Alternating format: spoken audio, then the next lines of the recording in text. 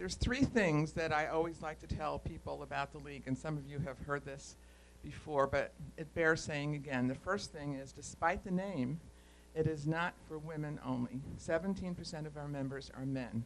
So the men who are here and who are not yet members are welcome to join. Two, most people associate us with government and legislation, and that is one very big umbrella for us, but we carry three umbrellas. And the second one is natural resources that Mary Savala is in charge of, and that includes air, water, energy, transportation, land use, and all those good things that people are interested in.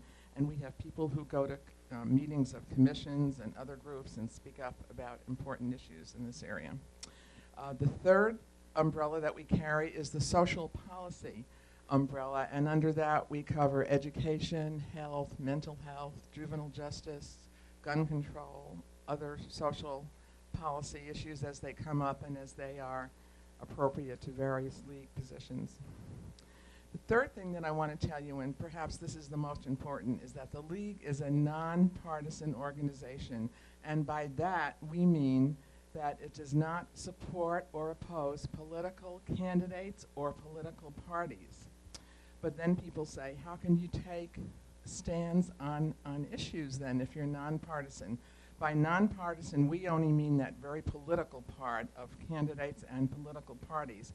But the rest, with respect to issues like today's issue of initiative and referendum, we certainly do take stands on, but we only take stands on those issues that we've covered through very careful study.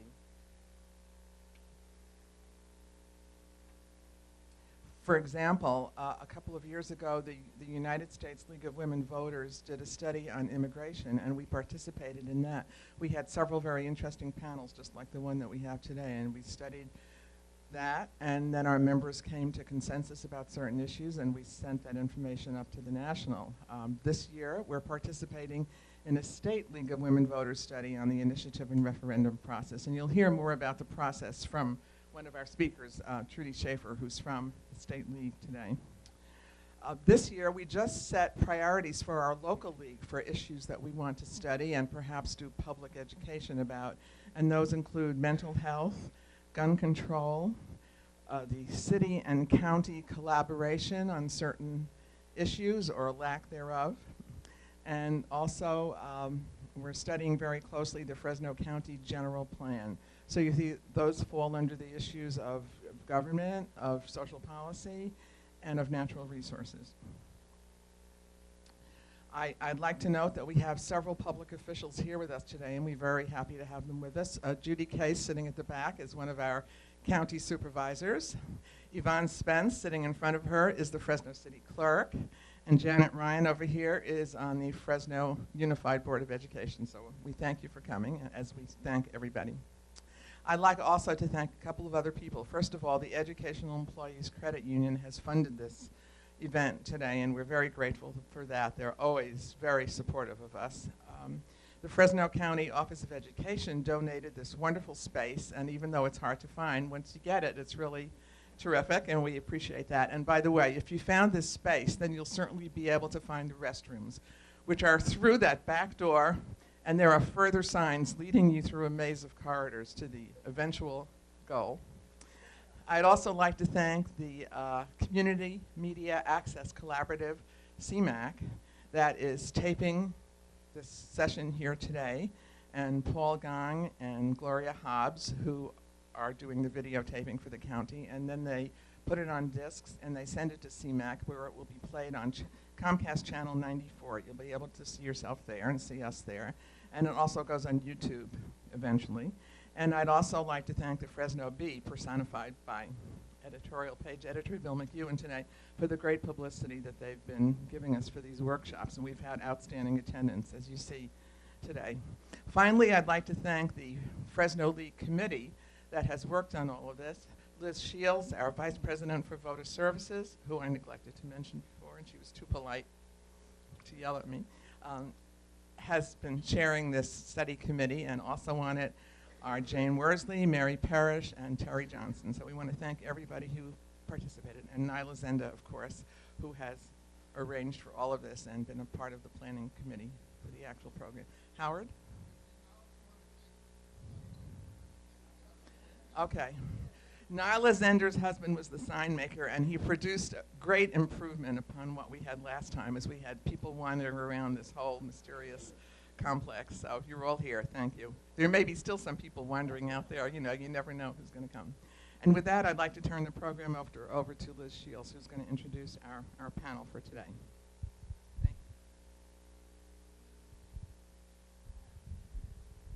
Thank you, Francine, and welcome everyone. I'm glad to see such a great turnout. We're very fortunate to have another distinguished panel today, and some of you will probably recognize at least two of the people on the panel. And one other thing I'd like to say is we're going to go in order, and then I'd like people to hold their questions until the end, because some people have to leave a little early to get back to work, etc. So our very first panelist is going to be Bill McEwen, whom you recognize from his photograph above his column for many years. And Bill has been very prolific in terms of writing about government and politics. He's reported on everything from the Fresno City Hall to Hmong refugees, and he has written a very lively column, and we congratulate him on recently becoming the Bee's editorial page editor.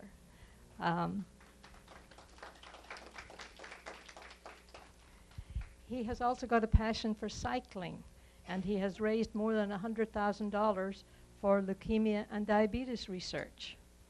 Now, he's often called upon to moderate community forums and provide analysis for the Maddie Institute. So we're looking forward to hearing his views on the initiative and referendum process, which he has written about very often. Thank you. Then secondly, we will have Pete Weber. Pete is a retired corporate executive who has served as Vice President of FMC Corporation and the CEO of Technology, which was a publicly traded artificial intelligence software and services company, and CEO of Riverbend International, the agribusiness company. He retired in 2001 from corporate duties, and we are very fortunate to have him stay in the Valley and dedicate himself to community and economic development. He currently serves on the Leadership Council of California Forward and co-chairs an enormous number of boards, including the California Forward Action Committee, California Partnership for the San Joaquin Valley, the board for Fresno Citizens Corporation, and the Fresno Bridge Academy. He also chairs Friends of the San Joaquin Valley and boards of Fresno Business Council and the Fresno Regional Jobs Initiative. He has been an advisor to our current mayor, Ashley Swearingen, and to former mayor Alan Autry. He authored a policy paper for California Forward on the subject of growing California's regional economics. And we're particularly interested in his first-hand knowledge of putting an initiative on the ballot. He has worked with California Forward on that for a proposition on the last November ballot. And so we're interested in hearing his views on the process, what are its good points, what are its bad points, and how it might be improved. And then thirdly, we're very fortunate to have Trudy Schafer come down from our state league. Trudy has been, she's currently the Senior Director for Program with the League of Women Voters of California and the League of Women Voters California Education Fund. She's been a member of the league for a long time and finally joined the league staff back in 1992. And so we are very fortunate to have her 20 years of experience in development of league positions on various issues. Her focus has been on advocacy, on league positions with the legislature in Sacramento. And if you remember, after the passage of Prop 11, which the league co-authored back in 2008, she worked to make sure that the committee that would, the Citizens Redistricting Commission, was filled with eligible and well-working people. So we're looking forward to hear her comments on those previous studies that have been done by the league and also what her expectations are for this study. So let me turn it over to the panel. Let me turn it over to Bill first. Thank you. And I know the focus is on reform today, and somewhat of a surprise, I'll take a contrarian position right out of the chute. And I'm not so sure that reform is needed, and the reason I say that is I think California voters are showing that they understand the process and have made very informed decisions. People ask me all the time about propositions, and what I tell them is try and find the facts, and if you're not sure, vote no.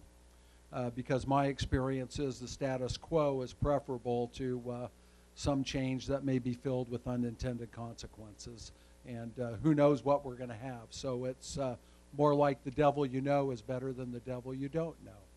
And just looking back, for example, Fabian Nunez and Don Parada wanted to stay in power, and so they foisted up so-called term limit modifications. They really weren't modifications, they were just a power grab to keep themselves in power. And voters turned that one down. Then a couple years later, we come back with real term limit modifications that make sense. And the reason they make sense is that they're now going to allow leadership to emerge, and it's going to discourage seat shopping and constant fundraising. And the voters looked at those term limits and they said, bingo, that's the one we want. And so they passed it. And then we had the top two open primary. I think that has yielded promising results. Voters approved that as well. And then we had the Citizens Redistricting Commission. And, you know, they talk about California being a very liberal state. They talk about California being a party line state and the Democrats having full control. Well, when it comes to citizens redistricting, this did not come out of the legislature. It came from a wealthy conservative individual. It was backed by the Republican Party. You might say they had nothing to lose in California, but the fact of the matter is they stood out there and backed it. In addition, members of the Republican Congressional Commission congressional delegation from California backed this as well. It's a reason why I can never totally be against Devin Nunes, because he was for it. And voters went for it. And the Redistricting Commission was opposed by the Democratic Party, full tilt boogie. And the reality is California is to be congratulated, because no longer do the politicians pick the voters in California, and we're one of only 5 states that have a true citizens redistricting committee. And if you say, why does this matter? Look at the votes nationally. When you look at all the votes at all the congressional races in the last election, Republicans had an infinitesimal majority when you're talking about the popular vote. But when you're talking about how they're seated in Congress, Republicans retained their full, their firm grasp on the House of Representatives. And the reason is many Republicans run in very safe seats. They're totally gerrymandered. And when you look at these other states around the country, and it wouldn't matter, I mean, if it was on the shoe was on the other foot, I'd be saying the same thing too. But in these other states, 37 states, you have the legislature and the governor basically draws the lines. And right now, because of the way we are politically in America, these are 37 states in which one party or the other totally controls the process. So that's interesting to me, and if other states had citizens redistricting commissions, we'd be in a lot better shape. Another thing, PG&E attempted a power grab of the highest order. They wanted to cement their monopoly by putting it in the state constitution. And they spent, I can't remember how much amount of money, 33? No, I think it came in much higher than that when the final accounting was done. And they lost. And what was interesting about that, when we had the up or down vote on it here in California, is that people that didn't have any say in this, in other words, if they were a Southern Cal Edison customer, an independent customer, or a Sacramento Municipal Utility District customer, they all went for it. They bought the commercial. But if you look at the voter results from that, the overlay matches totally the PG&E service area. And thankfully in the PG&E service area, they lost by about a 2-to-1 margin. And I have to say that opponents of Proposition 16, I think, spent less than $1 million and still were able to win that. So that tells me that the system is working. You know, you ask about why do we have initiatives and referendums, and when you were in school and you're getting your California history, you were told, well, that's how the people grabbed control of the state or tried to make it equal from the railroad and the other barons. Okay, that's good, but you know, this is 2013, right? What's going on? Well, often we see these proposals arise because the legislature refuses to deal with an obvious problem. And you would say, well, why does the legislature don't, you know, why aren't they dealing with real problems? Well, one, they answer a lot to the lobbyists, and two, by nature, they're risk adverse. When you look at people who run for office, you'll have a few crusaders that'll put themselves out on the line. But generally, they're running in very safe districts that are aligned with their own political views. Most elected officials are very risk adverse. And so the classic example of this is Proposition 13. And you can disagree with Proposition 13, the fact that it hasn't been changed, and you know, it's created some funding problems. But there was a very real problem at the time, and that's people couldn't afford to stay in their houses. They needed some kind of relief, and the legislature wouldn't touch it. So what happens? That opened the door to Jarvis and Gann. They said, you're not going to deal with it, we'll deal with it. And they put it out there, and it overwhelmingly passed. And so that's kind of got the whole initiative and referendum thing back in business again. Then we have another example, and this is just, it's along the lines of the PG&E thing, but we've had 2 recent attempts by the owner of Mercury Insurance, and he's put a very deceptively worded initiative on the ballot and talk about how it's going to be fair for everybody and this and that. And the reality is it's just been there to raise his profits. And he has spent I don't know how many tens of millions of dollars on this twice, which ought to tell you how much profit there is in car insurance. And that's been defeated twice. So people like to talk about the voters are dumb. I think they've made some pretty good decisions recently. They also made it easier for lawmakers to pass on time and balanced budgets. And then in this last go-around, we had a classic one. And I had a hard time deciding on this because besides looking at the facts before you vote on an initiative, the big question is this good policy or not? And in our budget situation here in California and with what is going on with the schools and counties and cities scrambling and everything, Governor Brown's big plan was we're going to have these temporary tax hikes. And we needed them, and thank goodness they were passed, but I have to tell you, they were very bad policy. Because what they do is they further accelerate or further intensify this push on high earners in the state of California. And one of the reasons why we have such big budget battles is that we're so dependent on high earners. And so when they have boom years, we get all this money, and typically we spend it. We don't save it for a rainy day at all.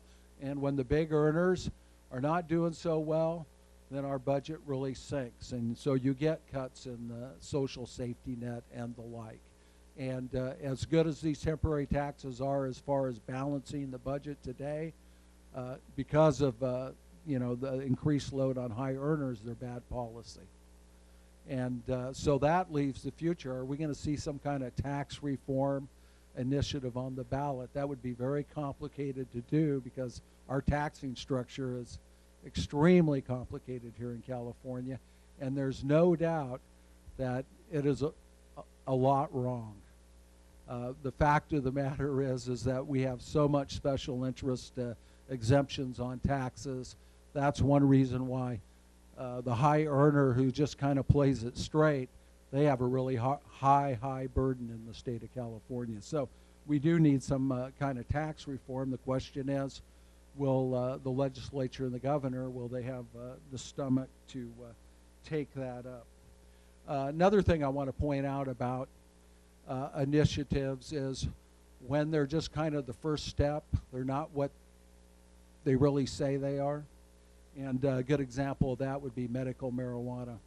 I have no doubt that a lot of people passed this, and it was called, you know, the Compassionate Care Act, and there were good reasons for it. But really, this was just a stalking horse to kind of open the door to decriminalization of marijuana use in the state of California.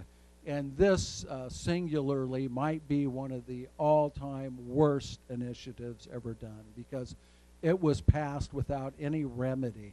The legislature is not allowed to fix it up. It went into law the way it is. And naturally, here's what happens in government, because I know you all, a lot of you are very logical and linear thinkers. So we passed this thing, right? And then you have those people that are opposed to marijuana use. So after about 10 years or so, and you got the pot shops everywhere, and especially here in Fresno, the Fresno area, where government just said we're not going to deal with it. We're just not going to deal with it forever. So how do you get rid of these pot shops? Well, someone was smart and said, hey, how about zoning? And so they've used zoning regulations throughout the state to de facto just get rid of it.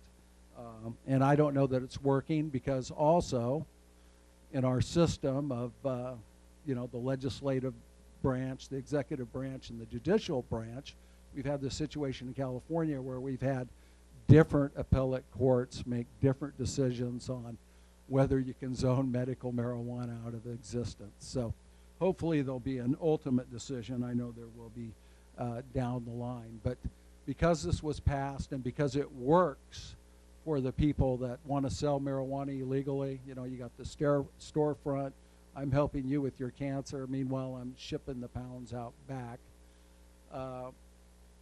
When we had basically decriminalization on the ballot recently, it was the medical marijuana crowd that was saying vote no on it. So that's what happens with initiatives. Very smart people look at them and say, is this in my best interest?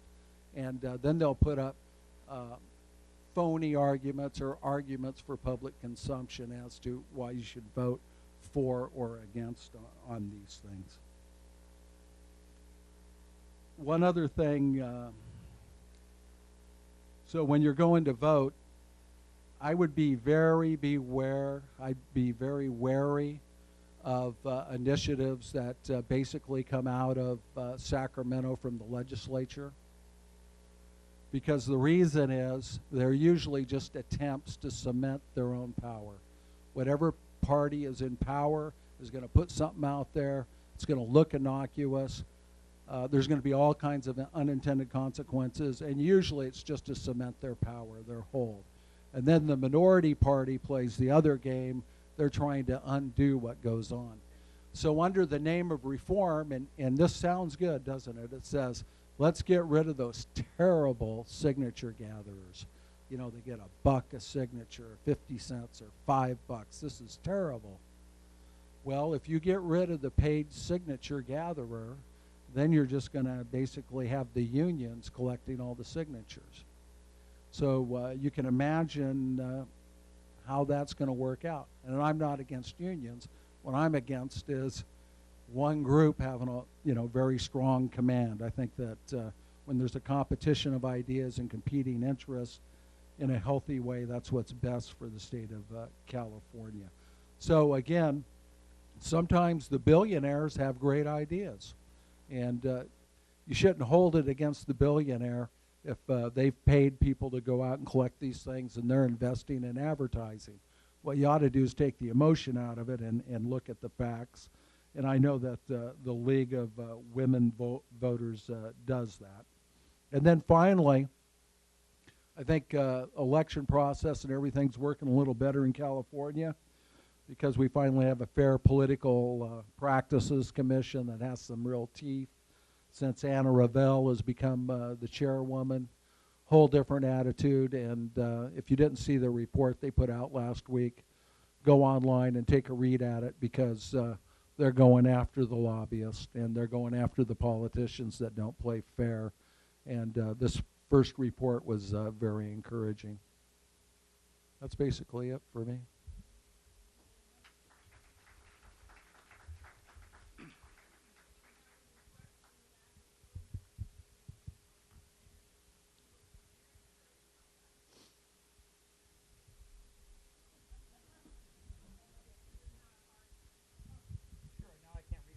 Yeah, Pete, that's what I said. I'll first of all, let me say I can't wait to for the Q&A, because we're going to have a lively discussion here. Bill is saying everything's fine with the initiative initiative process, and I'm going to disagree with that. I think there are some reforms that I think are important. I think we ought to keep it.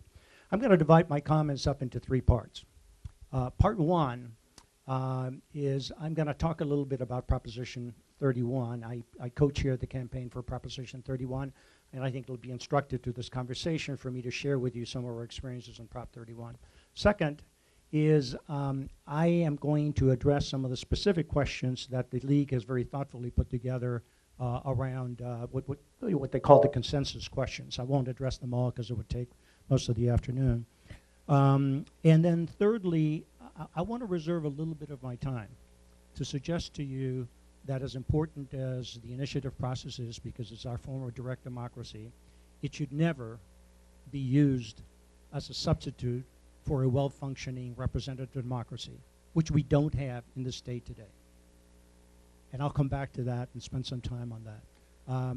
California is just too complex, too large to be run. Yes. Okay, and am I standing in the right place? Sure. Is this better? Is that okay? You were getting a little echo. It's not better in the back. How about right here? Is that right here? Okay. If I waver, you just gonna raise your hand up or down, and I'll closer. How's this? Okay, you'll take care of the feedback back there. Okay. How's this? All right. So what I was about to say is that you know, you just can't use the initiative process as an end run to a dysfunctional representative government. So I do want to spend some time on that. So first, on Proposition 31. Proposition 31 is something we actually tried to do through the legislature. Are you hearing me okay in the back? Okay, good. We submitted, well, we didn't. Two co-authors, Republican and Democrat, submitted legislation 3 years ago to try to get most of the provisions of 31 enacted into law. Both of the bills went through the Senate, passed unanimously, but they were killed in committee in the Assembly. A year later, the two bills were reintroduced. By this time, California Forward had put together a very strong grassroots organization. We sent over 20,000 letters into legislators, and we got both bills approved. One bill, SB 14, was approved unanimously by both chambers. SB 15 was actually gutted of some of its principal provisions. And after it was gutted and watered down significantly, it was passed on a unanimous vote in the Senate and with 2 dissenting votes in the Assembly, and the 2 dissenting votes were because it had been gutted of some key provisions. The 2 bills went to the governor. The governor vetoed SB 14. He signed off on the watered-down bill, SB 15. Governor Brown. We then decided to go to the ballot. And we put into the ballot all of the provisions that were in SB 14 and the provisions that had been gutted out of SB 15. And we added a couple of additional provisions, which I'll come back to in a bit. By the time we got to the decision of whether or not to submit the proposition to the ballot, we had spent about $2 million on constitutional lawyers, on the most extensive outreach probably in the history of California initiatives. We had 82 forums across the state, including a deliberative poll that was the first statewide deliberative poll ever conducted, televised on the McNeil-Lehrer show. We did traditional polling. A lot of money was spent trying to get to that point. We then had to raise 1.25 million signatures in order to qualify this for the ballot at a cost of about $3 million. And that's before we had spent a dime on the campaign. And we expected opposition. You know, anytime you're dealing with reform, you're affecting the status quo, and so you should expect opposition. But the opposition really did not raise its head until we had collected 800,000 signatures and spent about $2 million in signature gathering. And at that point, they told us what their objections were. We spent 4 months negotiating with the members of the leaders in the legislature to try to find some kind of accommodation, but it became very clear that they just wanted pulled. And let me just say, it was pretty vicious, the opposition was. I mean, they were, board members were personally attacked. They were told that they either had to pull the measure or resign from the California Forward Board, or in some cases their livelihood was threatened. The governor never took an official position on Proposition 31, but we know that he opposed it. You know, when we submitted a ballot label to the Attorney General's office, as we're required to do, when the Attorney General's office came back to us, they had completely revised the ballot so that it was very confusing. It was, I would call it, to be fair, accurate, but almost unintelligible. And you know, you can look at both versions of the ballot label and you can decide for yourself whether that was politically motivated or not. Yes? I won't get into that right now. I'll come back to it in the Q&A session because it would take too long to explain that. Can we just hold the questions? Yeah.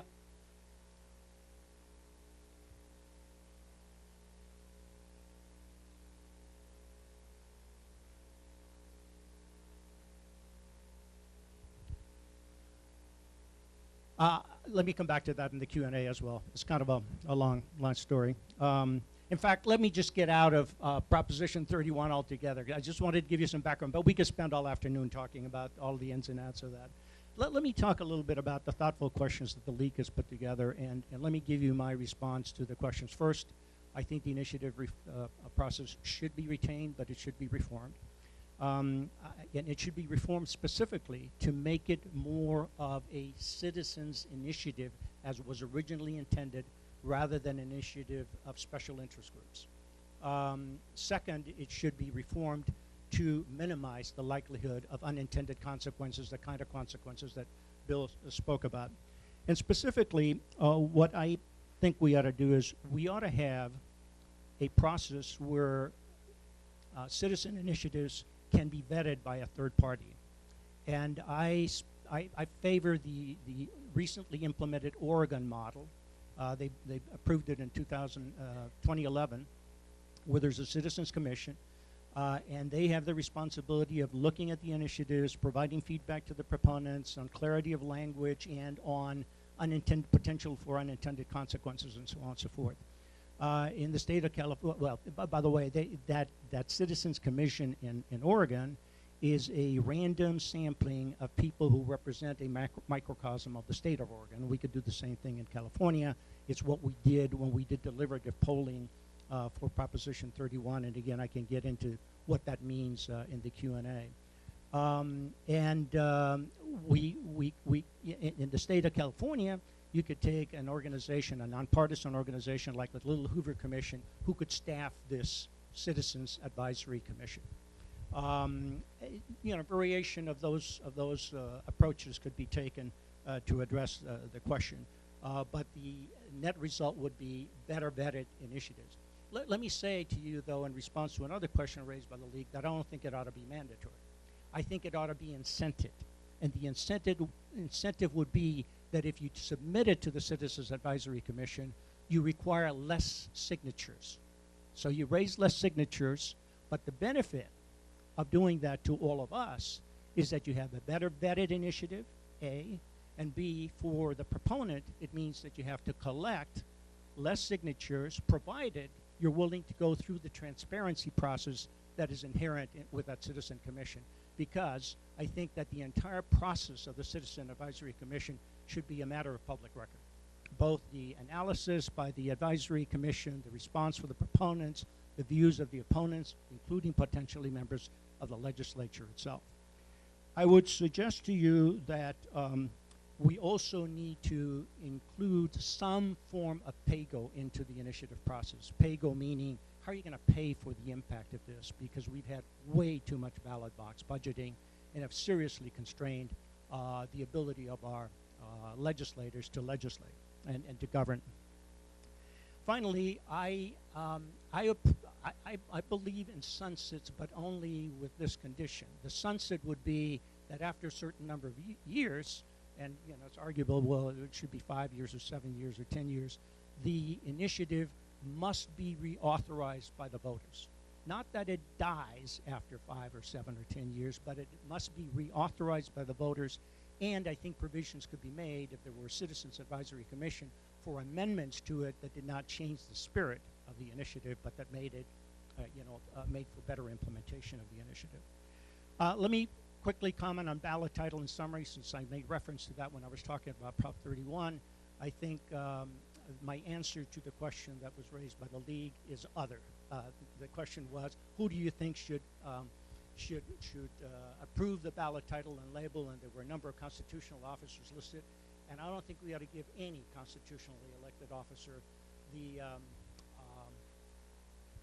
temptation of acting on that for political reasons. So I think it ought to go to a panel of 3 judges. They review it. They listen to the proponents. They listen to opponents. They make a final decision. It goes to the ballot. Let me turn to the third subject that I wanted to spend some time with, and that is that while I strongly believe that direct democracy is very important for California, I repeat, I don't think it can be a substitute for for representative government that is myopic and beholden to special interests. As Bill suggested in his comments, the legislature today is extremely risk averse, and worse, it is beholden to the special interests that elect them. California needs to be fixed, and it needs to be less myopic and less beholden to special interests. And so let me tell you why I think it needs to be fixed. I mean, I find it both amusing and sad to hear that 48% of Californians think that California is on the right track. Let me ask you if you think California is on the right track. First of all, our economy was the 4th largest economy in the world as recently as 2004. It's now the 9th largest economy. Second, as Bill pointed out, a revenue system that was notoriously volatile in California was made all the more volatile as a result of the last election. Third, we have a K-12 system that was once ranked as the best in the country. Today, depending on which ranking organization you listen to, it's ranked anywhere from 32nd to 43rd. Fourth, our unemployment rate, everybody, I think you all know that we have the 3rd highest unemployment rate in the country, right?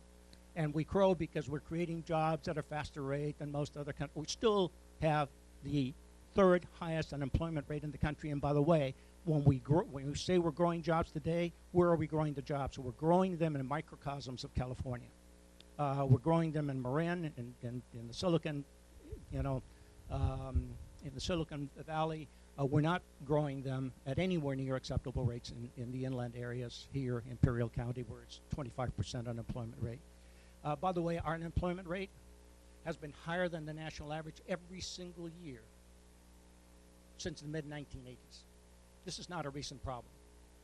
Our poverty rate, we're 23rd in the nation. Our healthcare access, we're 17th in the nation, but that doesn't tell you that Marin has the highest access and the San Joaquin Valley has the lowest access. If these statistics are acceptable, if you think this means California is on the right track, then we're on a different page. I don't think they're acceptable. And all of these problems are interconnected. By the way, just a little, something to mention to you. We've got, if you combine all of the unfunded liabilities of the state and local government for retirement and post-employee benefits, mostly health care, we're pushing almost $1 trillion. Now, we bandy $1 trillion pretty easily these days. But let me put that in perspective. The entire general fund budget of the state of California is $100 billion. Okay? So that's 10 times the entire general fund budget of California. Now, I say these problems are all interconnected. Let me give you an example. Since 1980, our spending for corrections has increased by 436%, while our spending for higher education has declined by 13%. Does that reflect your priorities? Now, let me tell you, if you've got a child or a grandchild, just looking at the audience, going to Fresno State, in 1980, they paid $144 for tuition. Today, it's $5,940. Does that reflect your priorities? So what I'm saying is that representative government is not working today in California. It is not addressing this maze of interconnected problems. It is being responsive to the people who fund their elections. That is the incentive system. Somebody just told me, the recently retired member of the California legislature told me that this January, the speaker appointed 10 committee chairs. They were the 10 top fundraisers among the Democrats in the Assembly. That's the incentive system today. Now, I haven't corroborated that, but I believe that. So it is true. It is true. And, we got to do something. If we don't do something about that, we are not going to fix California. I mean, this notion that we're the Golden State, will always be the Golden State, it's inevitable, and so on and so forth, nonsense. We can go down the tubes, and we will. I mean, I come from a background, as Liz pointed out, with a corporation that at one time in the 80s employed, at its peak, 8,600 people in the state of California. Today, that corporation employs less than 300 people in California. And none of those jobs have gone overseas. They've gone to other states. So I think there's a lot of work to be done. And let me tell you why I think this discussion is so important. Because this change, the change to be made, that needs to be made to representative democracy, is not going to happen from the inside. It will not happen from the inside. It must happen from the outside. And that's why I think it is so important to get direct democracy done right. So we do need to modify the initiative process, and I applaud the League for taking the initiative in this conversation. Thank you. Okay. I'll still do my advertisement, which is for the League of Women Voters of California, has several wonderful websites. And I hope that most of you have seen at least some of them. Maybe you know smartvoter.org, which is our election time website that really is the opportunity for all candidates to have a chance, whether it's a small office and they don't spend much money, or a large office, to put up their goals, what they would like to state in a very, and we invite every candidate. It's very nonpartisan. We have links to our nonpartisan information about ballot measures and so forth. So Smart Voter is really good. We have an education fund site called cavotes.org. And then the other site that I hope you will look at is LWVC.org. That's our state league, Sea of California. And we're working to make it better and better, but definitely it's a source of much of what I've talked about. And then for members, there is another website. You can talk to your president about how to find that. It has all sorts of administrative and news that will keep you up to date. So back to the topic for today. I was asked to talk about what the League's previous studies have been about and what are our expectations for this study. And I feel I need to go step back a little bit and talk about League program. Program is jargon for League. Many nonprofits think of that as just all of the work that they do in serving the public. We think of it as our work on issues. Our bylaws say the program is the studies and the action we take to implement those studies. We include also community education, which of course is often at least a precursor, if not the final answer for how to achieve change, informed and active participation in government. So we go through a process of program planning, which you members know about because we've just done it for the State League's sake. We have a State League convention, our biennial convention, coming up in May. And one of the main duties of that convention is for the delegates to choose what is the program for the coming years. We review our existing positions and in most cases readopt them for the next biennium. We talk about whether there is a new issue that should be studied, and each league also submits the issues that it feels, its members feel, should be our emphasis for the next couple of years in community education and advocacy. For example, the state budget seems to be always on our list of issues to emphasize. We currently have the initiative and referendum update study that was adopted at the last convention, and at this coming convention we'll see where we go with other issues. The state board will compile all of the reports that come from local leagues, and then they will make a recommendation for whether or not there should be any new study and what those issues for education and advocacy will be. They also are duty-bound to report to all the convention delegates all the topics that were brought forward by local leagues. And one of the things that often happens at a convention is that there is a motion from a delegate to adopt as a study issue or an issue for advocacy, say, one of those non-recommended program items. And I remember, and I said to someone before the meeting, I almost hate to say how far back I remember within the league because it says something about how long I've been here. But when I was attending a convention in 1983 as a Sacramento delegate, one of my good friends was a delegate who was really unhappy, I think probably partly because of the real resurgence of the use of the initiative process, as we've talked about Prop 13 in 1978.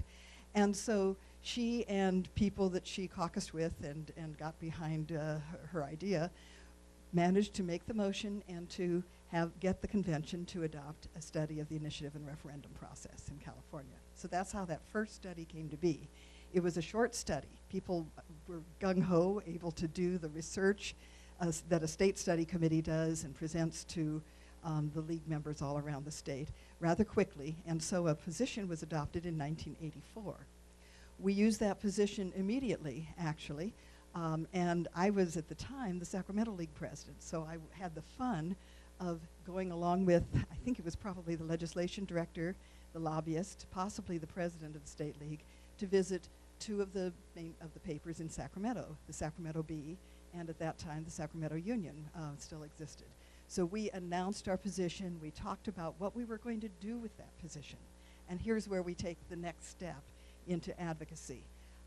One of the league's cardinal rules is that the board of directors at the level appropriate to the action decides how to interpret our position and to take action. So the state board endorsed this attempt to see reform through legislative action, since it was state level legislation. Just because I'm talking process, I'll comment that the league does speak with one voice. And so once that decision is made, every local league is encouraged to support that decision, to do whatever they can to, in this case, speak to their legislators, try to convince the public and their representatives that these were bills that should be passed. A local league may not agree with the interpretation of a position occasionally, and then they can choose just not to be very active on something, but they can't go counter to the decision of the state board on state legislation. The two bills that we sponsored were very indicative of not only what we saw as the pieces that could be possibly done and that came out of our study, but unfortunately I'll have to say they continue to be the pieces that maybe still need to be done and that we will see out of this update of the study.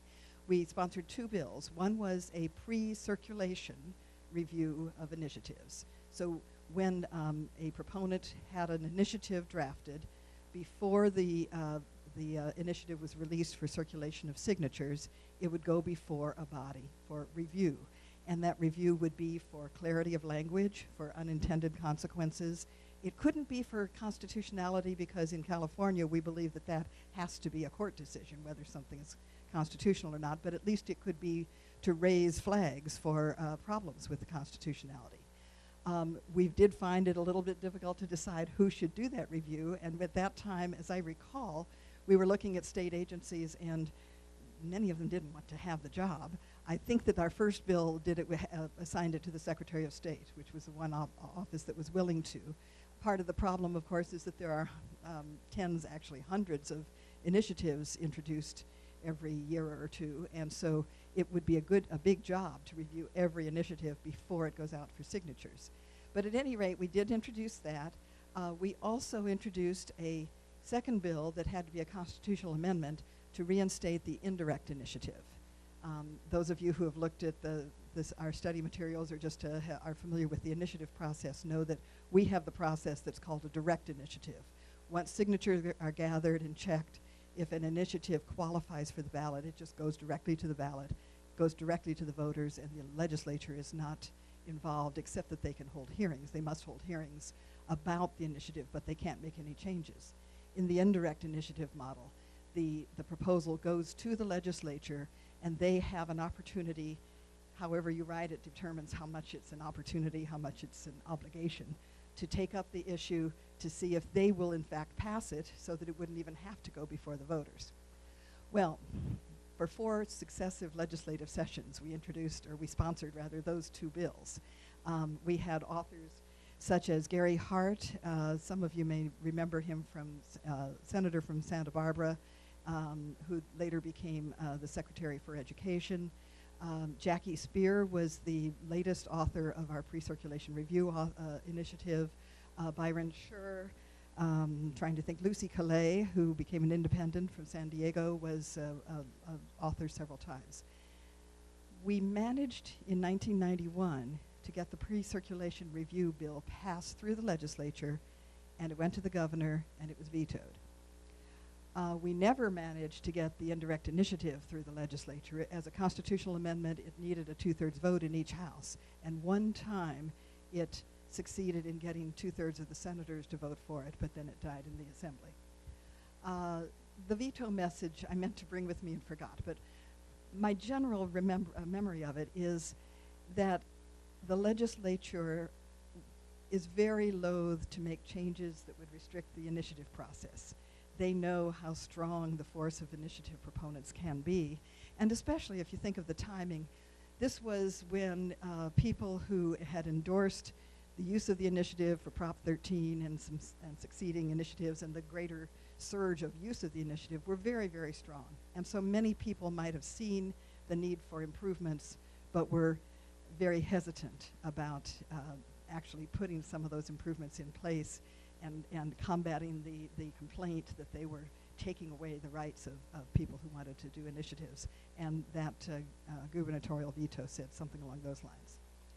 So that took us into the 90s. And what we did find for a number of years were that, just as today, people were still very anxious to examine the issues, examine the process, talk about whether and what kind of reforms. There were several studies, one at UC Davis. The Center for Governmental Studies down in Los Angeles did a very big initiative study, huge publication which they updated in just a few years ago. There was a commission headed by the former legislative analyst Alan Post. We were measuring our position against things like the commission recommendations. But as the time went on, people would be very anxious and upset, especially right after an election, when they had the benefit of seeing how awful everybody reacted to many of the propositions on the ballot. But in fact, not much happened. There was a Constitutional Revision Commission in the mid-90s, and it had a couple of suggestions about the initiative process, but again, not much happened. I think it was that sort of situation that led to another league convention in 1997, and I think again, well, this one may have been, I didn't check, recommended by the board, but the upswelling of support came, I think, from the grassroots to say, you know, there are some suggestions out there, our position may not cover them, what do we think about some of them again, and so let's do an update of our study.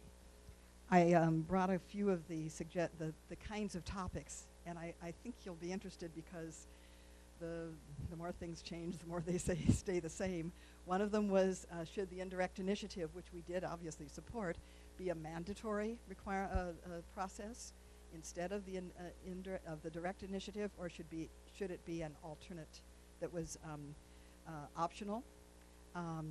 Should there be more ways to review a law that was proposed by an initiative before it was enacted?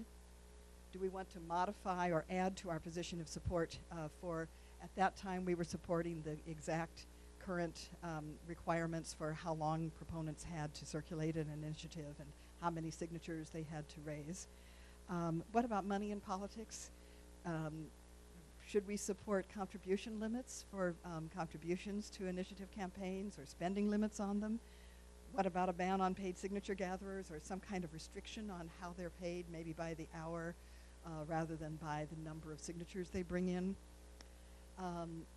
This one rather surprised me. Should we have voting on initiatives only in the general election? Because some of you may remember a change that happened just very recently when all the initiatives, except for a couple that had been already qualified, are now to be on the November general election. Our position said that any amendments needed to go back to the voters unless the initiative directly said within it that the legislature had some power to amend it. And did we want to continue that position? What about sunsets? What about some length of time after which the legislature could amend? And there was another one that I think this was prompted by something that was on the ballot and actually took effect. That well, there were two. One proposition that I believe is now in the Constitution says that you can't have an initiative that has different effects in different parts of the state depending on how many people vote for it, what the percentage vote to pass it is in different places. For example, a different level of taxation, or various ways you could define something like that. We opposed that. I don't think yes, it is in our list now of questions.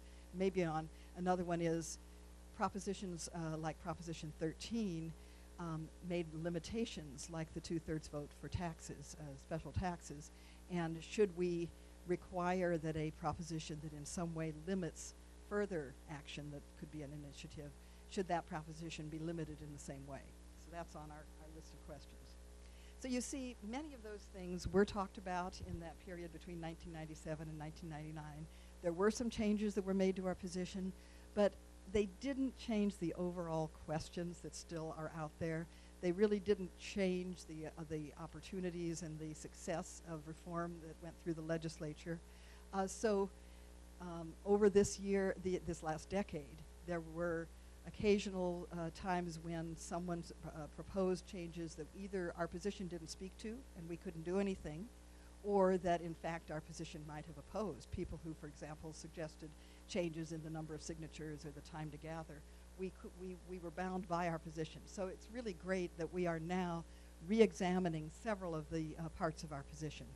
And as Mr. Weber has done, looking at what our study materials have been put out, they do say some parts of the position we're not going to question. The time is always limited.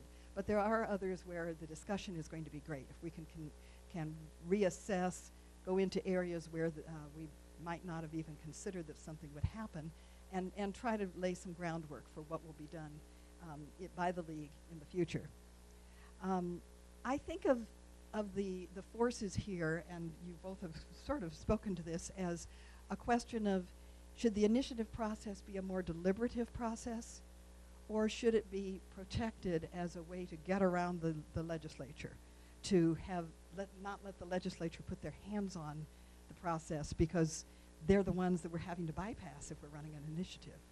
And I have to admit, I'm going to be very interested in how our members feel about that. I have very mixed feelings personally. The League was, as you heard, a proponent of the Redistricting Commission initiative. We have been proponents of campaign finance reform. We supported the second better version of the term limits change. There are things that probably won't get through a legislature. So what does that mean in terms of what we as an organization that wants to work for the public feel we must have available to us? On the other hand, when I try to explain examples like that to some people, I find myself saying, well, if I worried about protecting mountain lions, would I feel that there was never a way that that was going to get through the legislature, and therefore it was a reasonable subject for an initiative? Maybe that's not a way that I want to limit the process in terms of content of initiatives. So this whole general thread of where do we want to trust legislators, where do we want to bring them into the conversation, I think is one of the main things that we will be talking about in our discussions. I moderated a panel in San Diego County about a month ago on this was also preparation for them before they did their consensus question discussions. And it was an interesting panel. It was a fantastic set of people to bring them together in the same at the same table. One of them was a professor at Cal Southwestern Law School, whose main idea was, in some ways, the deliberation. He wanted to bring in the kinds of things that happen with regulations now, where proposals are put forward, there's definitely a time for public input, and then it is processed and a regulatory body goes forward. Another was Bob Stern from the Center for Governmental Studies, who is still very active even though CGS is not. And his general thrust was including the legislature, how to do more review by the legislature. There are a lot of different ways you could write an indirect initiative or how you could write legislative involvement, and he was open to much of that. A third person is on the board of California Common Cause. His general thrust, we asked them all for their overall feelings before we got down into some of the nitty-gritty about the consensus questions.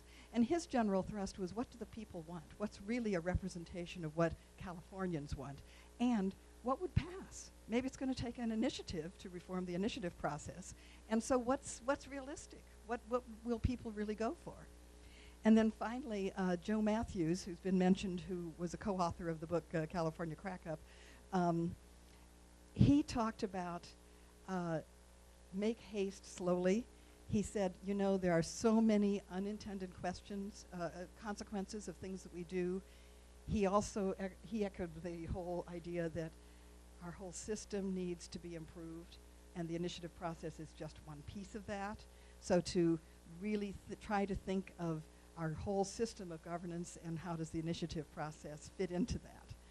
Well, as you can imagine, it was exciting to listen to all that, but it was a good example of what we have that challenges us as we go on into trying to address these consensus questions.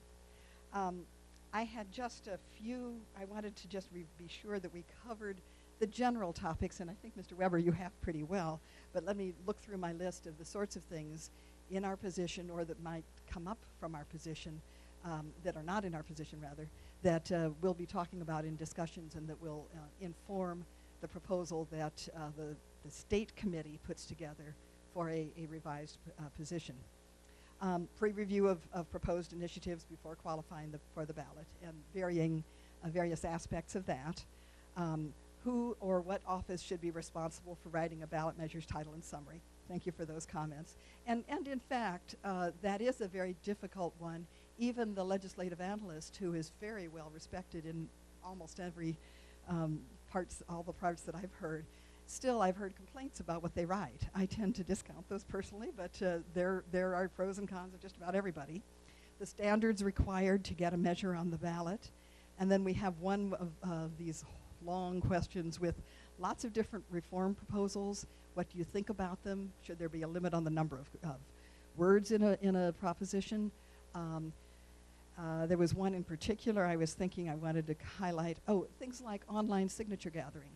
One of the real goals of our state study committee was think ahead. Think of things that don't seem feasible now. Are they things that in fact could become feasible, and can we figure what our general approach to them would be, and what are the principles that we would want to apply as we encounter things like that? So for things like online signature gathering, there's questions of security. There are questions of, does that facilitate the process for people with not too much money and help them be more equal to the people who easily can pay those couple $1 million to gather all the signatures. So there's a variety of proposals like that. resolving, you know, and one of the questions would be the difference between that and online voting, where security has its own concerns and most people do not consider it appropriate at this point. Yes?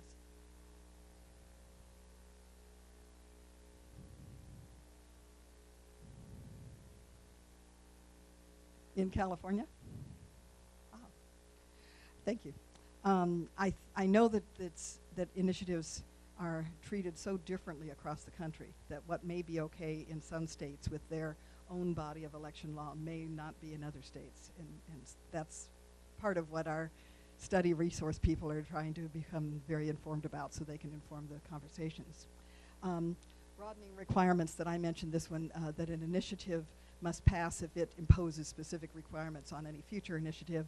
The legislature's ability to amend a statute. What about constitutional amendments? Should we do those differently if they're proposed by an initiative, or if not, actually, we're wondering. And then a general list of many principles that we're trying to, this study committee is saying, can we write a position that isn't so bogged down in the current detail and more expressive of those principles that any future league board would look at as they decide, as they consider some proposal for change in the initiative process. Some of those I know from the discussion in my own Sacramento unit are really tough.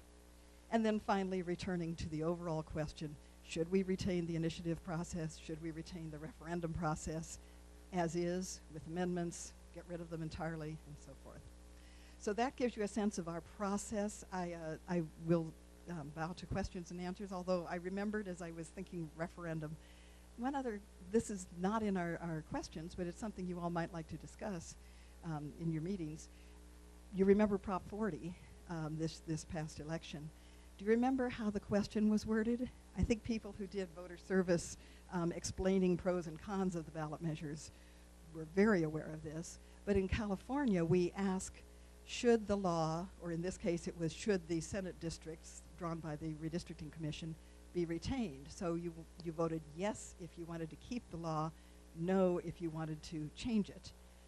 And that was sort of the opposite of the months that had led up to it, when the people who gathered signatures to get it on the ballot wanted to change it. So you would almost automatically think that they would have liked a yes, but no, it was the other way around. In some states, it isn't worded that way. So think about that kind of thing, too, when you're talking about details. And now, thank you. I'll let us go to questions.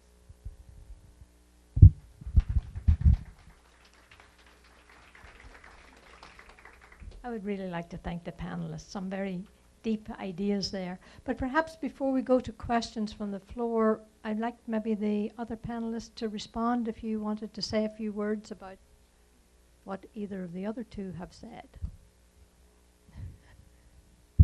Well, I would just say I'm not a real expert on this, on the technical side of it. And so people propose reform. You know, I would like to see it.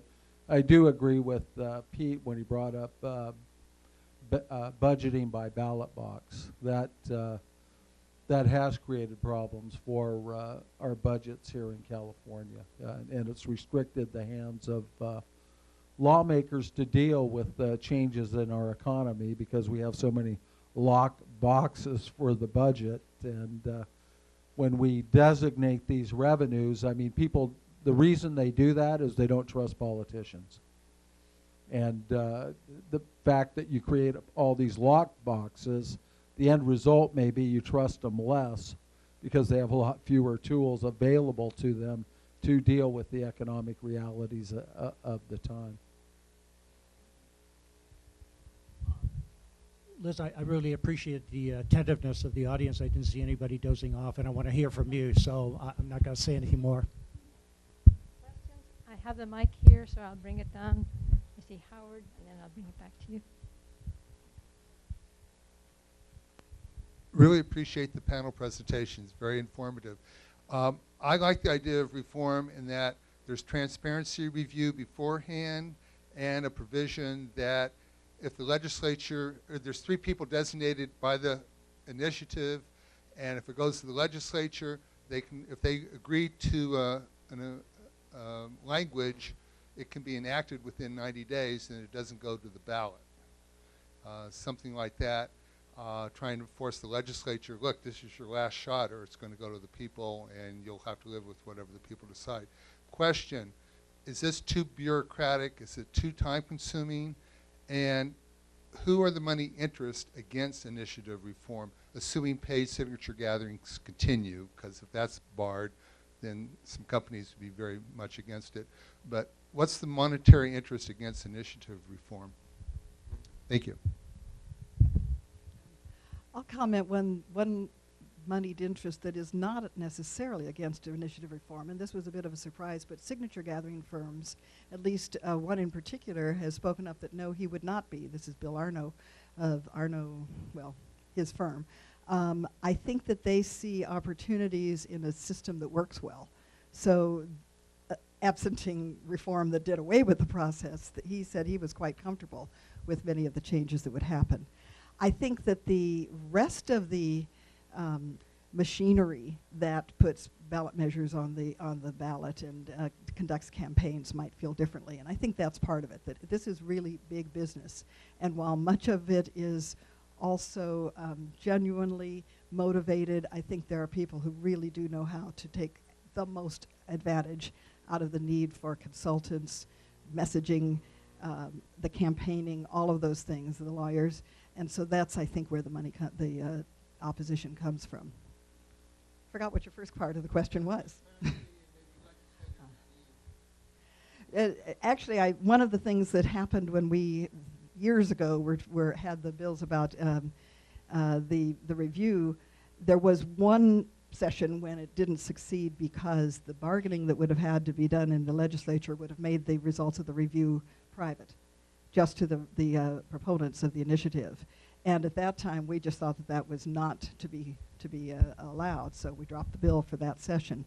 That's actually one of the things for us to talk about, just what would exactly be done with the results of the review. Would it be public? Would there be any obligation to make changes? You know, the other thing that we've encountered on occasion is that somebody has a flawed initiative and they still want to go forward with it even once that's been pointed out. Yeah, let me add a couple comments to that, Howard.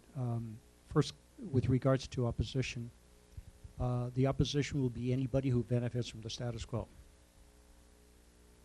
Okay, so you can answer that question for yourself. Second, with regards to the question of legislative review, most of the initiatives, most of direct democracy, I think, needs to take place because representative democracy is not working. And I, at this point, this is not a forever position, but at this point, I side with most Californians who don't trust the legislature to do anything other than to represent the interests of the special influence and fund their elections. So therefore, I am not in favor of, turning review over to the legislature. They'll just kill it. They'll water it down to the point where it's a Band-Aid on a hemorrhaging patient. I'm not in favor of that. So I would agree with Pete on, the status quo. But I would also point out that the initiative process serves the party that's out of power at the time. And it's a vehicle to come back to power by finding a subject that will strike a lot of interest in Californians and waging a successful campaign. It's a way to launch a political career. So not only does it serve to benefit the status quo, it also is an avenue for those that are outside power at the time to return to power. And finally, I would point out, a couple years ago, we had a lot of discussion about we need a California Constitutional Convention. People were saying, we need to make it simpler, we need to do this. Look when it was written, my goodness, this is 2010 at the time. We need something for our 21st century economy and the people. Well, let me ask you, has that Constitutional Convention happened? No, because a lot of the things that you talk about at the League of Women Voters level, while they may be very true and well-intentioned, they're too complicated for the general populace. And so one thing about the initiative process is it has universal appeal to people that don't pay a lot of attention to politics, because they get to voice their opinion and it's something they can understand, up or down. And so in that way, you could say California's initiative process 100 years ago was a forerunner of reality television.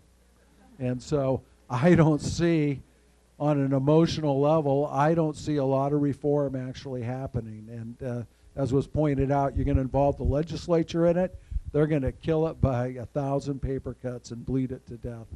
You know, and we talk about why don't they do these things? Listen, the guys that run these parties are very smart. They have huge brains, and they can think 19 steps ahead of me. So let me, if you don't mind, Liz, because I think this is a useful conversation, let me just make a couple of comments. I want to kind of put myself in the position of a voter, okay?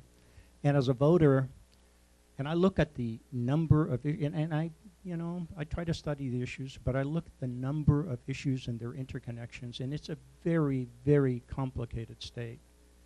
And I want to be able to elect people who take the responsibility for governing.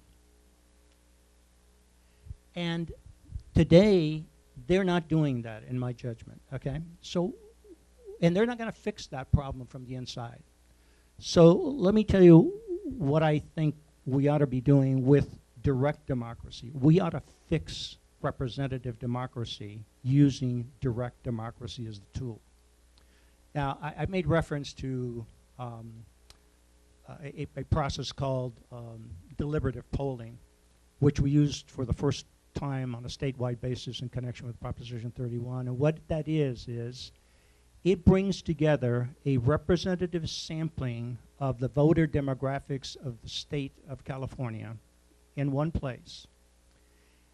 And it then has that, in this case, it was 413 voters who came together in Torrance, California. They came together for a week, and starting on Friday night, went through Sunday night. And for that 48-hour period, you could take, for example, the consensus questions that have been developed by the league, and you go through each one of them, and you have a panel of experts discussing each one of the questions. And you poll, confidentially, you poll the group before the discussion, and then you poll them again after the discussion to see if their views have changed and how much they have changed and so on and so forth. At the end, you have an informed group of people, representative of the demographics of the state, who have said, okay, now that I understand this issue, this is how I feel about it, okay? We could do that on measures if we set it up accordingly. I mean, as I mentioned, this is not a specific proposal, but just to illustrate, you know, the Little Hoover Commission could take responsibility for staffing this process, convene a deliberative poll, subject this, you know, all of these questions to this deliberative process, and then say, this is how this group of people came out.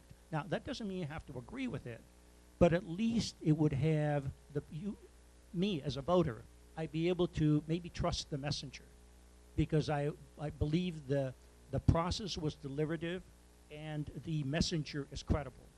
So that's just a suggestion as to how we might get through this impasse where voters are just deluged with the complexity of the state.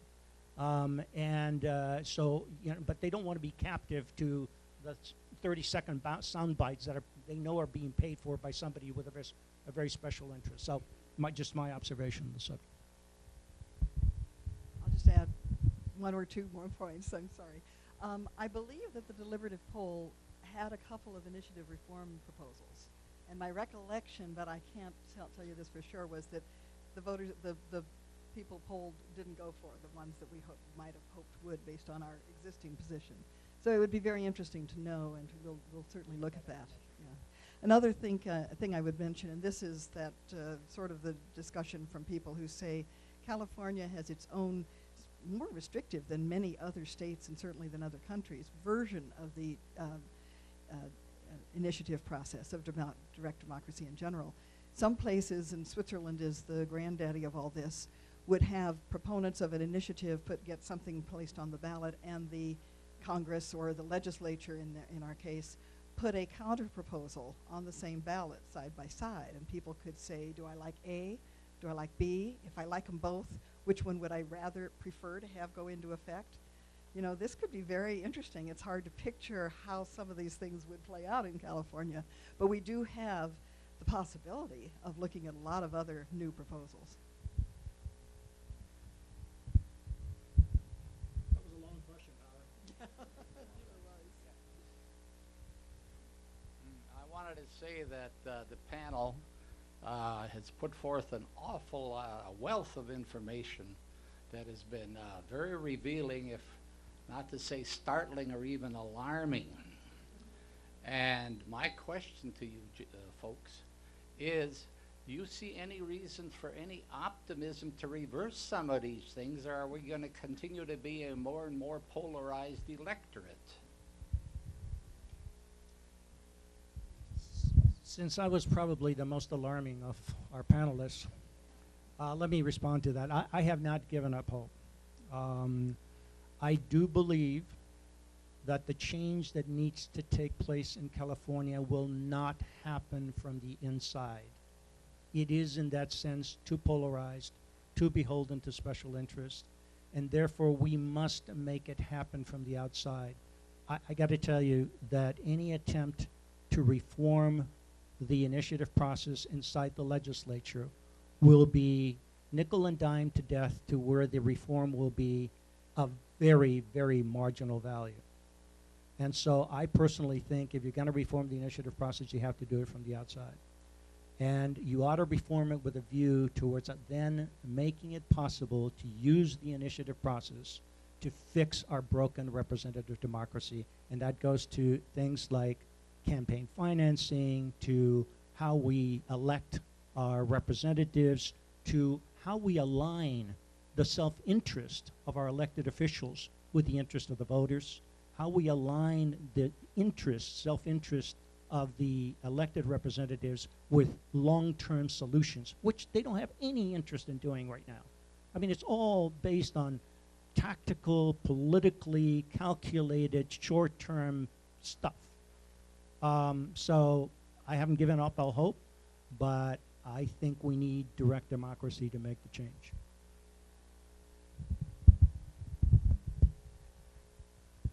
So Dan Walters of the Sacramento Bee, he's written for the last 25 years that California is too big, too diverse, too vast to be governed. He's posited that it's ungovernable.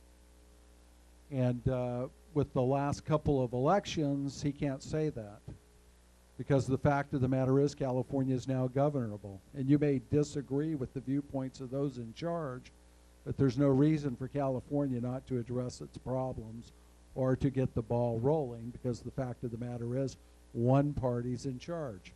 In addition, you have a chief executive in Jerry Brown who has a different view. And let me go back. Gray Davis was governor, and he said he bought Dan Walters' theory. Gray Davis absolutely did, and he said California's ungovernable. And even though our Constitution gives its governor some of the most vast powers in the entire country out of all the governors, Gray Davis said, I will let the legislature decide everything. And I'll just go out and fundraise and do public events, and I will risk no political capital of my own. Very risk adverse. And so the legislature did a midnight bill, didn't pay attention. We got the energy crisis. We got Enron deciding rates in California and market manipulation. And lo and behold, it was the voters of California said enough of this nonsense. And so we had a recall. Boy, that's direct democracy in action, a recall. And it happened. Arnold Schwarzenegger looked at his numbers and said, I have a mandate. I have the will of the people with me. And he said, I don't need the legislature. He got his hat handed to him, didn't he? He found out how far that mandate went. He knew nothing about governing, and he's admitted that if you've read his recent book. He didn't have a clue what he was doing. But he did have a mandate, and he had a lot of people behind him and money. But he didn't understand how Sacramento works. So now we have Jerry Brown on his third go-around who definitely understands how Sacramento works. And the difference with Governor Brown is he's able to go to leadership on both sides and say, what's important to you? And so he's kind of unpredictable, isn't he? Because he's conservative on a lot of things.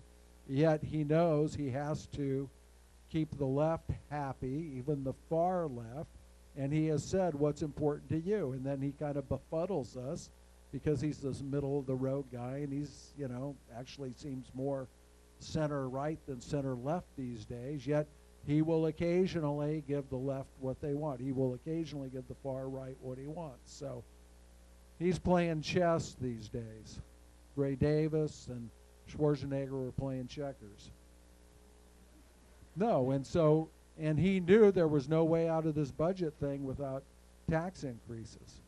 And so to me, I don't see any credible GOP opponent in 2014. People are going to cry about it, and people on the right will say Governor Moonbeam and all that, but he's going to be the governor through a second term. And I think things are getting better because he understands, finally, after all these years, he understands politics a little bit. And so I would ask you to be objective about this. And when you say, okay, California is not where we want it to be, say, well, what specifically? How much of that is because of passage of propositions? How much of that is because of failed elected leadership? How much of that is because, and Pete said we were number 4, well, the rest of the world is catching up. And when they're going from poverty to middle class, just looking at the numbers, I would not expect California to have a bigger economy than China or India. Given that we are a state, not a country, I would not expect us to have as big an economy as Germany, all things being equal. You know, it's about harnessing the resources we have today, and certainly we could do a lot better job and we could be a lot more pro-business. But the thing that's going to happen for that to happen is the party of business, the Republican Party, is going to have to get competitive. And, you know, I saw a field poll today, and it talked about greenhouse reduction. It talked about the 2 significant state laws. 70% of the people in California back those laws. And that's all the Republican Party talks about today is overturning those things. Well, good luck. 70% of the people agree with it. You're just whistling in the wind.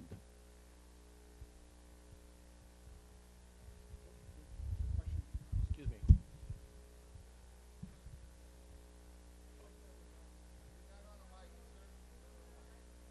Okay, we'll put you on next. I'm going to make this real quick.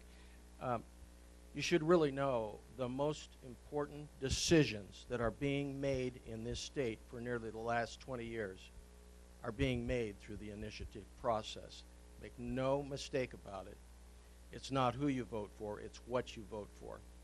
The initiative process was put into place by a former governor after the turn of the century named Hiram Johnson. 24 other states now have initiative processes, but they're different kinds. Some are more difficult to put on than others. California has several types of initiatives, constitutional initiatives, statutory initiatives. They all need to pass just by one vote and their law. However, they do require different numbers of signatures in order to qualify. Average initiative costs about $2 million to put on the ballot, just to give you an idea. But be aware that when you go to vote for an initiative, most people, because there's usually about 30 pages to 60 pages of legal lingo. They're very difficult to understand. They double back on themselves. They're not in a language that most of us can really figure out what it is they mean, so we rely on the advertising. So a lot of times the money behind an initiative drives it. Yeah, my question, in the simplest of terms, and I know we're almost out of time, and I might add that I think the initiative process is fine just the way it is. They are reviewed. They're reviewed by both the legislature as well as the Ledge Analyst's office. But when do you see this legislature stepping back up and actually running this state so we don't have to rely on initiatives?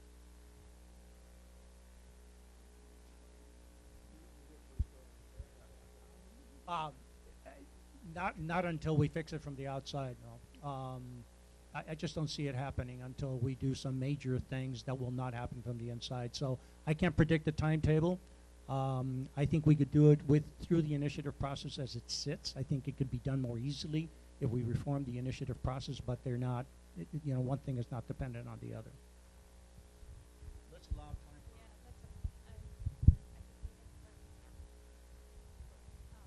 what I favor about the initiative process, that it's an event, an outlet for people who feel strongly about an issue that is not being handled in any other way. And I think of what would happen if we didn't have that. I mean, there were, you know, demonstrations in the street, destructions and things like that. I was wondering what you could possibly suggest as an alternative to an initiative.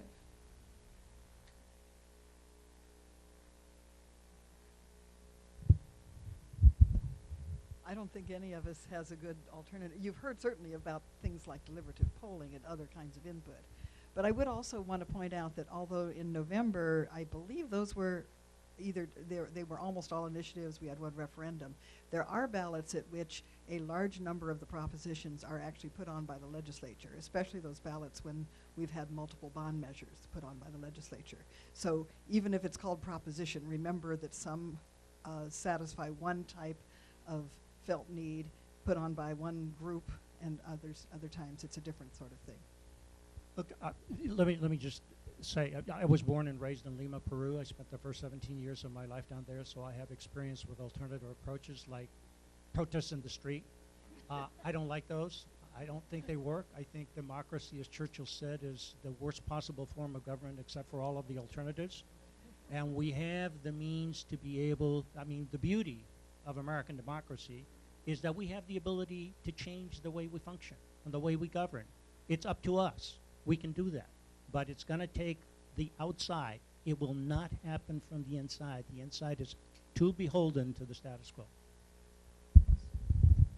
And before you leave, I want to point out, because we haven't talked about this, is you have the California Supreme Court and the U.S. Supreme Court as backstops on this. And so we've seen in California where the will of the people at the ballot box on propositions, they've been passed, but the courts have overturned that. And we've seen that with gay marriage. We've seen it with immigration regulations as well. So again, that's a good thing about the initiative process, because we do have the courts to backstop this and make sure that people's constitutional rights are upheld, even if a majority of people don't want to recognize those rights. And so I just want you to think about that, because we haven't talked about it, and it's an important part of the initiative process. Well, I think we have just time for one more question, and I think Bob here at the back had his hand up for a while. Yes, you heard that that it's a simple majority to pass these initiatives, yet it's a 2/3 majority to undo some of them. And I think that's a big problem, and I'd like a comment on that. But I also, this contest that Mr. Weber spoke of between direct and representative democracy, both of those depend significantly on an educated and well-informed and thoughtful voting public. And you spoke about Marin County being able to get a lot of their things through, but Fresno County not, okay? So who trains most of the teachers in the Central Valley, most of those in Marin County? Where are those people educated?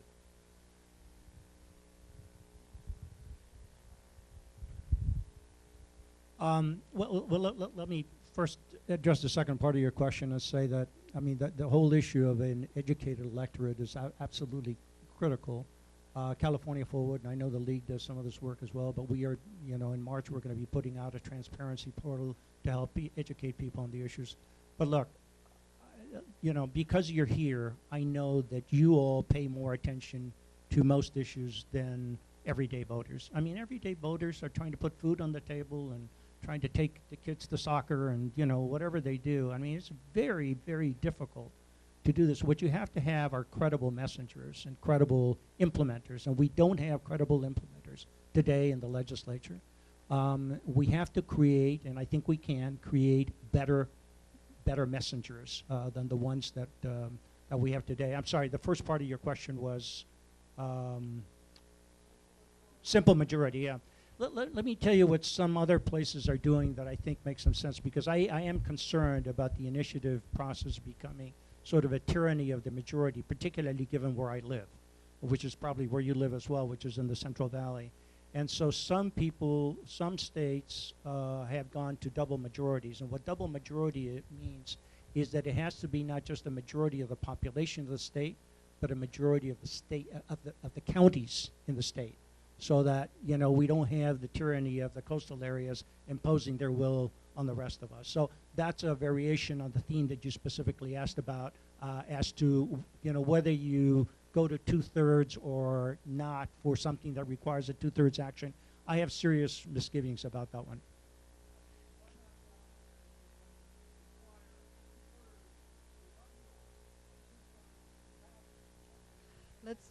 Let's remember, and I think we should probably hold this for afterwards, and I'll talk to you. Any proposition on the state ballot is a simple majority. And the place where the 2/3 comes in for state level things is in the legislature, where they need 2/3 votes to put certain things on the ballot, bond measures and constitutional amendments. And if it's an initiative that has said, well, the legislature, yes, you can amend, but you're going to have to, well, no, it would take a 2/3 vote. It's usually a 2/3 if you want to do it yourself without going back to the voters. The one kind of thing that is sometimes suggested is changing the vote requirement for constitutional amendments when they go to the people. That maybe the legislature or an initiative puts a constitutional amendment on the ballot, and it has a different requirement for the vote than what we have now for both statutes and constitutional amendments. Something to think about. Thank you. I think we owe a big round of applause to Trudy Schafer, Pete Weber, and Bill McEwen.